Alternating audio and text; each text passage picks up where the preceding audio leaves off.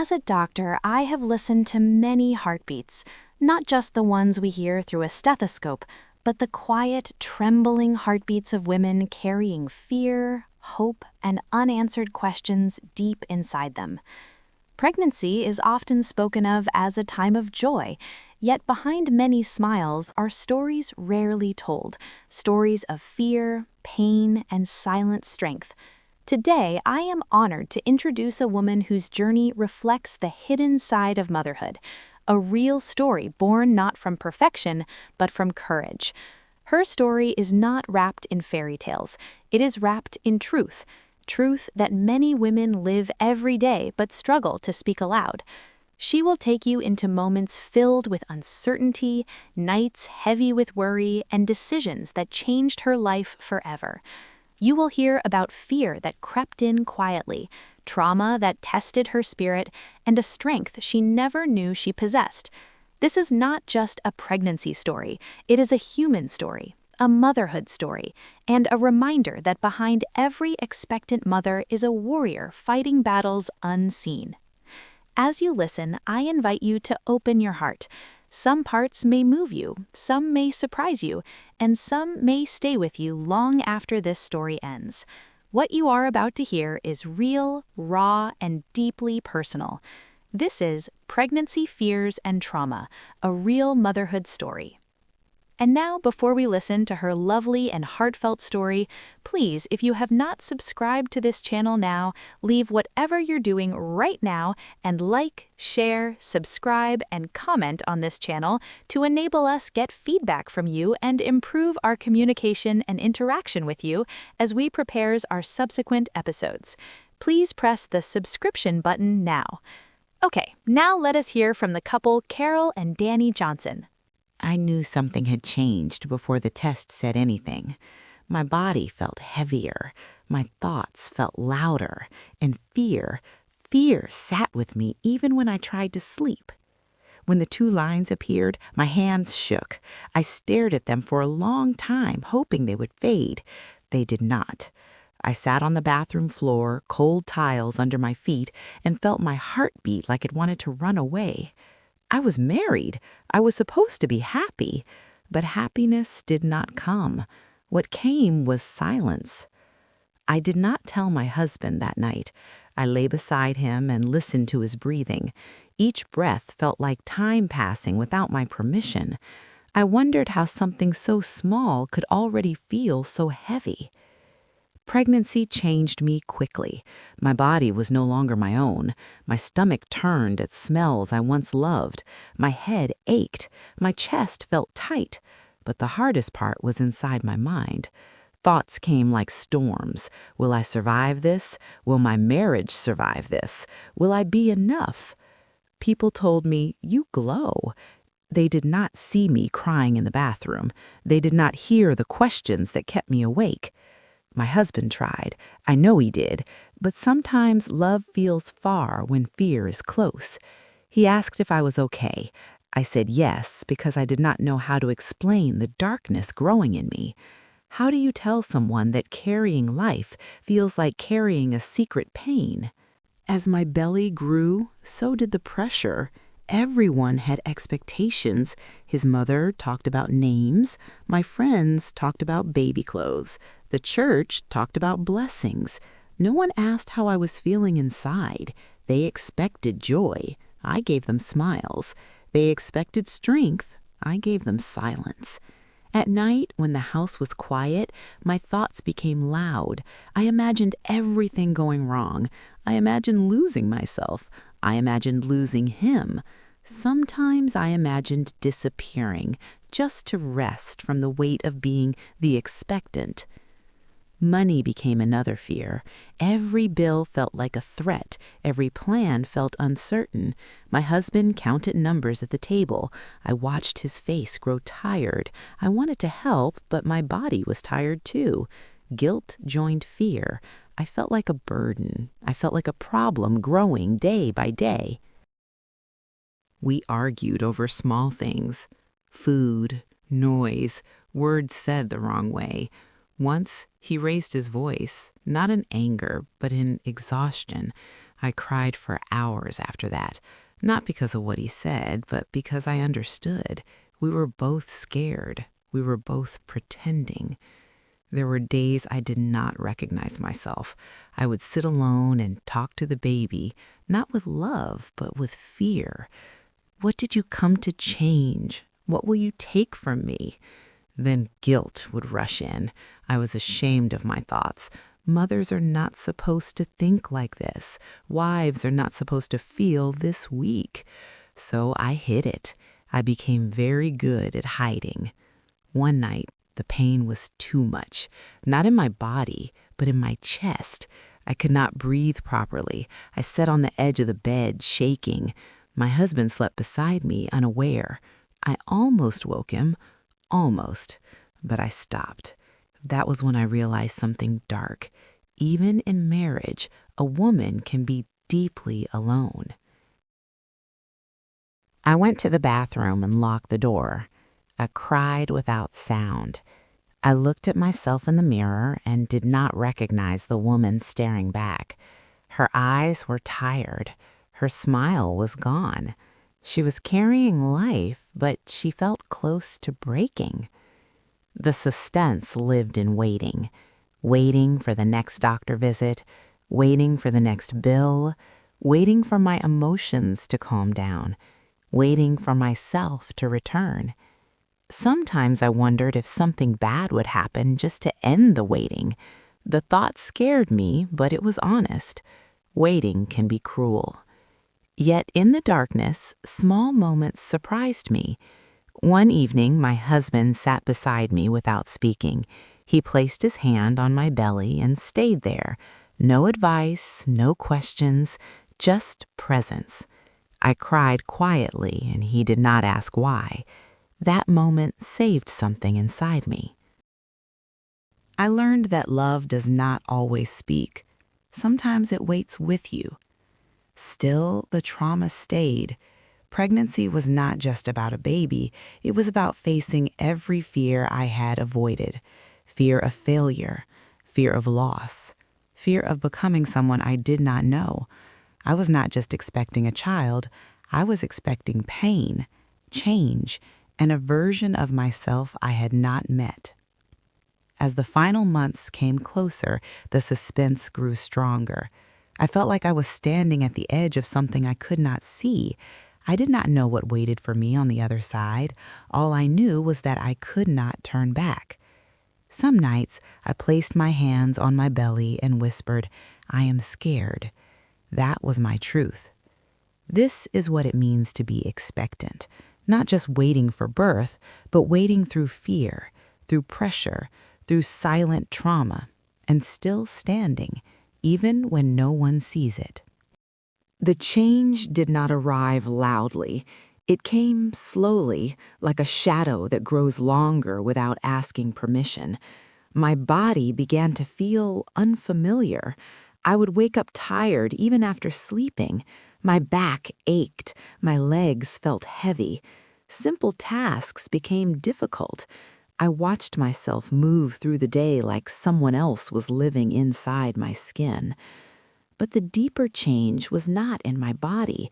It was in my mind. I became sensitive to everything. Words cut deeper. Silence felt louder. A look, a tone, a small comment could send my thoughts running in dark directions. I questioned myself all the time. Am I doing this right? Am I failing already? I stopped recognizing my emotions. One moment I felt calm. The next I was angry or sad without knowing why. I would cry and not understand the reason. The tears came on their own, and I hated myself for them. I felt weak. I felt broken. People called it hormones. They said it like it was small, but it did not feel small to me. I felt watched. Every move I made seemed to belong to someone else now. What I ate, how I slept, how I walked, everyone had an opinion. Everyone knew what was best for me. My body was no longer private. It had become a public discussion. I smiled when they spoke. inside, I wanted to scream. I missed my old self, the woman who laughed easily, the woman who did not fear her own thoughts. I felt like she was slipping away, and I did not know how to hold her. There were days I felt angry at my own body. It refused to obey me. It demanded rest when life demanded effort. It changed shape without asking me. I would stand in front of the mirror and stare at my growing stomach. Sometimes I placed my hand there with care. Other times I pulled my clothes tight and turned away. Love and resentment lived side by side inside me, and that scared me. How could I feel both? My husband noticed the change before I admitted it. "You are quiet," he said once. I wanted to tell him that my mind was loud, that fear had moved in and made itself comfortable, but the words stayed trapped inside my chest. I was afraid he would not understand. I was afraid he would try to fix something I could not explain. So I nodded and stayed quiet. Sleep became difficult. At night, my body rested, but my thoughts did not. I replayed conversations. I imagined problems that had not happened yet. I prepared for pain that might never come. The darkness of the room made everything feel worse. I listened to my heartbeat and wondered if the baby heard it too. I wondered if my fear was passing into this new life growing inside me. That thought haunted me. The change was not just emotional. It was spiritual. I questioned everything I believed. I prayed more, but with less confidence. My prayers were no longer neat or hopeful. They were desperate, broken sentences, long silences, sometimes anger. I asked God why this journey felt so heavy, why becoming a mother felt like losing parts of myself, why strength felt so far away. No answers came, only waiting. This was the change no one prepared me for. Pregnancy did not just grow a child in me, it stripped me open. It exposed every fear I had hidden. It forced me to meet myself in ways I was not ready for. I was becoming someone new, but the process hurt, and I was still afraid of who I was turning into. The change did not happen all at once. It crept in quietly like something alive, settling into my bones before I noticed it was there.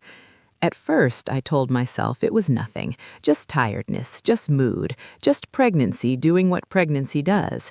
But soon I realized I was not just carrying a child, I was carrying a version of myself I did not recognize. My body felt like a place I was visiting, not living in. I woke up with pain in places I could not explain. My chest felt heavy, my head slow. Even breathing sometimes felt like work. I moved carefully, afraid that one wrong step would break something inside me. And yet, people looked at me and smiled. They saw a woman becoming a mother. I felt like a woman disappearing. My emotions became unpredictable. I could be calm one moment and overwhelmed the next. A simple sound could irritate me. A careless word could ruin my entire day. I became ashamed of how easily I broke down. I began to police my own feelings, forcing smiles when I wanted to cry, swallowing anger because it felt unacceptable. I told myself, other women do this every day. Why can't you handle it? That thought became a quiet punishment. I grew distant from people, even from those I loved. Talking felt exhausting. Explaining felt impossible. When people asked how I was doing, I learned to answer quickly.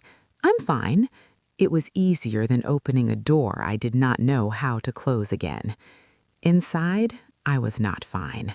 I felt alone in crowded rooms. I felt misunderstood even when surrounded by care. Everyone spoke to me about the baby. No one spoke to me about me. I became aware of eyes. eyes that watched what I ate, eyes that judged how I sat, eyes that followed the size of my stomach. My body was no longer just mine. It was measured, discussed, and commented on. I felt exposed, vulnerable, like my privacy had been taken without my consent. Some days I wanted to hide. Other days I wanted to shout that I was still a person, not just a vessel. There were moments when I felt anger toward the baby growing inside me. The thought scared me. I loved this child, but I also felt trapped by it. I felt guilty for wanting my old life back. I felt guilty for missing my freedom. I felt guilty for wishing time would move faster or sometimes stop. Guilt followed every feeling I had. It sat beside me when I ate. It lay with me when I slept. It whispered that I was failing before I even began. My husband tried to understand, but I could feel the gap growing between us. He asked practical questions. I was drowning in emotional ones. He spoke about plans. I worried about survival. We were standing in the same place, but looking in different directions. I wanted comfort, not solutions. I wanted to be held, not advised. But I did not know how to ask without sounding weak. Sleep became a battleground. My body needed rest, but my mind refused it. Night after night, I lay awake staring into darkness filled with thoughts. Fear took shape in that darkness. Fear of childbirth, fear of losing myself, fear of becoming a mother who was already broken. I wondered if something inside me was wrong. Was I ungrateful? Was I unstable? Was I alone in this? Spiritually, I felt shaken. The beliefs that once comforted me now felt thin. I prayed, but my faith felt tired. I asked questions I was afraid to hear answers to. I wondered if this suffering had meaning or if it was simply something women were expected to endure quietly. Sometimes I felt close to God. Other times I felt abandoned. That uncertainty scared me more than pain. The change in me was deep and uncomfortable. Pregnancy peeled away my strength and showed me my fear. It forced me to sit with parts of myself I had avoided for years. It slowed me down when the world expected me to keep moving. I was learning that becoming a mother was not just about life beginning, it was also about something ending. And I was still grieving the woman I used to be. I began to notice his silence before he noticed mine. It showed in the way he paused before speaking, as if measuring his words, in the way he sat longer at the table, staring at numbers that did not change no matter how many times he counted them. He was present, yet distant, like a man standing guard over a fire he feared might go out. He did not complain. He did not cry. He did not ask for help. That was his way of being strong. I watched him carry his fear quietly. Every morning he left the house with a steady face and returned with tired eyes. He tried to make jokes, tried to keep things light, but I could hear the strain in his laughter. He wanted to protect me from his worry, the same way I was hiding mine from him. We were both pretending. We were both lonely. I could feel the pressure resting on his shoulders.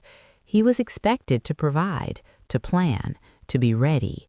Society did not ask how he felt. It only demanded results. A man is not allowed to be afraid, especially not now, not when a child is coming. Sometimes I saw him rub his temples in silence. Sometimes he sat in the dark without turning on the light. Those moments spoke louder than words. I wanted to reach him, but I did not know how.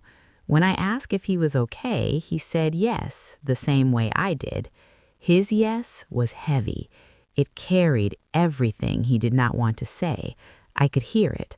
I just did not know how to open it without breaking him. So I stayed quiet. There were nights when he held me and his arms felt tight, not with love alone, but with fear. I wondered if he felt trapped the way I did, if he worried about failing me, about failing this child we had not yet met. I wished I could tell him that I did not need perfection.